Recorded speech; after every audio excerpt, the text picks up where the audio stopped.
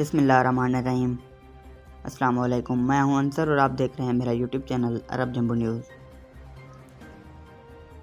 سعودی عرب میں گاڑیوں اور ایلومینیم کی ورکشاپ سے چلانے والے غیر ملکیوں کے خلاف کارروائی۔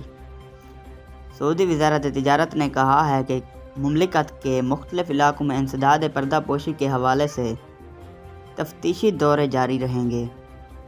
وزارت نے ٹویٹر پر بیان میں کہا کہ مہلت کے خاتمے کے بعد تفتیشی دورے تیز کر دیے گئے ہیں۔ تفتیشی مہم کے دوران گاڑیوں اور ایلومینیم ورکشاپس میں تجارتی پردہ پوشی کے متعدد واقعات ریکارڈ پر آئے ہیں۔ بیان میں وزارت تجارت نے کہا ہے کہ سعودیوں کے نام سے گاڑیوں اور ایلومینیم کے ورکشاپس چلانے والے غیر ملکیوں اور ان کی معاونت کرنے والے سعودیوں کو قانونی کارروائی کے لیے متعلقہ اداروں کے حوالے کر دیا گیا ہے۔ علاوہ ازیں وزارت تجارت نے کہا ہے کہ الخرج میں معدنیات نکالنے والی ایک بڑی کمپنی نے مہلت سے فائدہ اٹھا کر اپنے کاروبار کو قانون کے مطابق کرا لیا ہے۔